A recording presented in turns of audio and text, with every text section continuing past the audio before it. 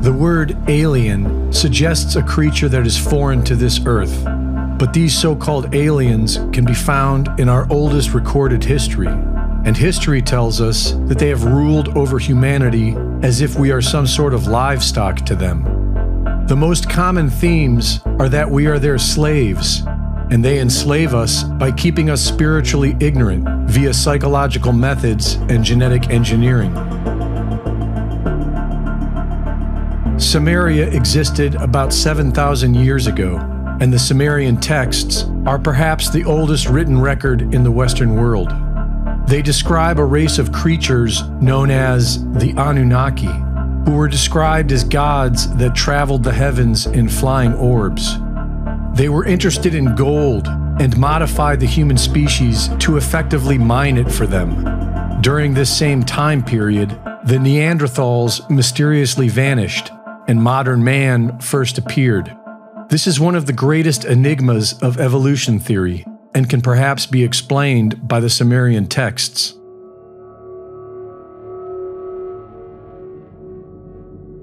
According to the Sumerians, the Anunnaki gods practiced genocide to control the human population, the same way a farmer culls their livestock. And it was written that there were two factions of the Anunnaki. One side wanted to keep us spiritually ignorant as a method of control, and the other believed this was immoral and argued against it.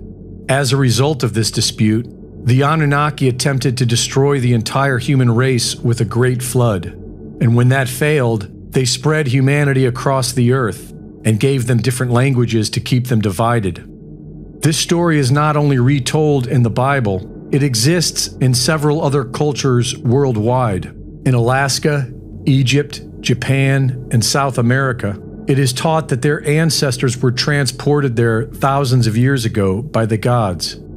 The biological engineering of humans, population control, and the opposing factions on the subject of keeping mankind spiritually ignorant are three themes that continue throughout all of history and into the current day.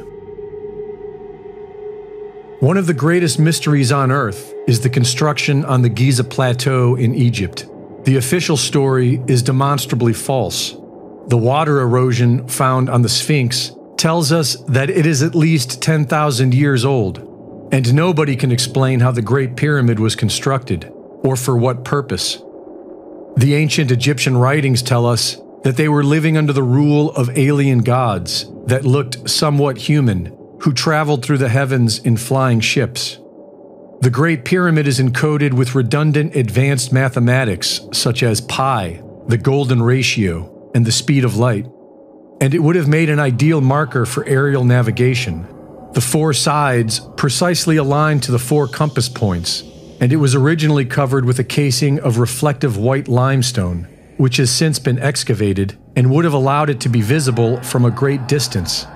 It even has subtle indentations on each of its four sides, giving it a total of 8 precise compass directions. The story of human secret societies working for these non-human demigods most notably began in ancient Egypt. An organization known as the Mystery Schools was established, wherein the pharaohs and priests were trained in secret to act as middlemen between mankind and the ruling class demigod species. And it would appear as if they were deceived in these mystery schools, for this is where the pharaohs were taught to mummify their bodies and bury wooden boats as a way of achieving immortality. The mystery schools taught the high priests and pharaohs a distorted form of spiritual knowledge and suppressed all of it from the public. Egyptian hieroglyphics portray these non-human gods wearing aprons, and the Egyptian high priests wore aprons as well, presumably as a symbol of loyalty to the gods and authority over the populace. In around 2200 BC, the Melchizedek priesthood aprons were made of white lambskin, which was later adopted by the Freemasons, who still wear them today. The eyes of the Sphinx, as well as the Great Pyramid, line up with the star Sirius as it rises on July 23rd, which is when Bohemian Grove has its secret society ritual every year. Several ancient structures are aligned with both Sirius and Orion, which is where many ancient legends say these creatures originated from. The Egyptian hieroglyph for Sirius was the obelisk, the dome, and the five-pointed star, symbols that are still used today by several secret societies. If mankind was scattered throughout the earth to keep them divided, then it seems as if the mystery school priest class was given the job of managing over them at the behest of the alien gods. It was in the ancient world that mankind became too rebellious to be ruled over by these demigods, and so humans were recruited to act as middle management, much like the Judas goat, a goat trained to lead sheep to slaughter while its own life is spared. These people were trained in secret societies and seduced with power to betray their own people. The word Elohim in the Bible is plural. It does not refer to a single god, but rather the gods. The main god in the Old Testament, the one worshipped by the Hebrews, was a character named Jehovah, which comes from the Hebrew word Yahweh, or Yod-He-Vav-He. Yahweh is described as traveling through the sky in a ship, and when this ship would land on Mount Sinai, the mountain was covered with smoke, because the Lord descended upon it in fire. Yahweh had threatened to kill anyone who approached his landing site. Only a select few were permitted to see it, including Moses, who had attended the mystery schools under Akhenaten, the father of monotheism, which is likely why Moses pushed the idea that Yahweh was the one true God. But Ezekiel managed to see the landing site up close, and he described Yahweh's ship as being a pale yellow metallic structure from which creatures emerged that sparkled like burnished brass. Yahweh demanded obedience and slaughtered those who rebelled. He ordered his loyal soldiers to commit and burn cities to the ground.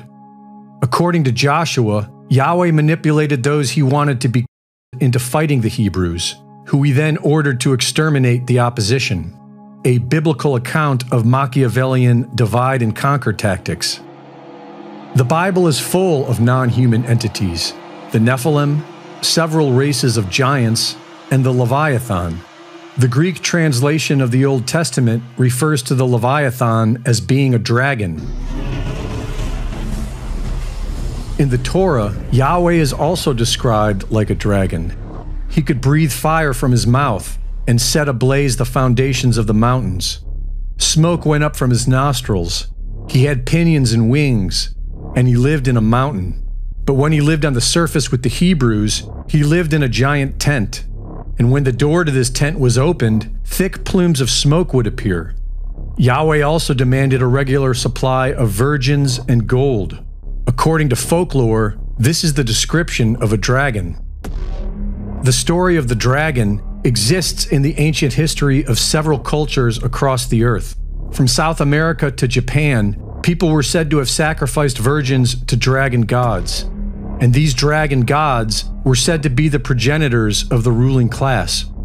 According to Chinese history, the first humans were created by a half-dragon, half-human called Nukua. The Yi King says that dragons and humans once interbred. The Japanese also claim to be descendants of reptilian gods, who once interbred with humans and produced reptilian-human offspring. Quetzalcoatl, one of many gods worshipped by the Aztecs, was known as the feathered serpent. Around 1500 BC, ancient India was invaded by foreigners known as the Aryans, who worshipped humanoid demigods and traveled through the skies in chariots described as having a thunderous noise and emitting a fiery red glare. These flying ships were equipped with described as fiery beams. The Aryans enslaved the people of India with the oppressive caste system and enforced the worship of these supposed gods, which still exist in Hinduism today. The Dogon people of West Africa claim to have contact with intelligent non-humans from Sirius who introduced advanced civilization in Sumer.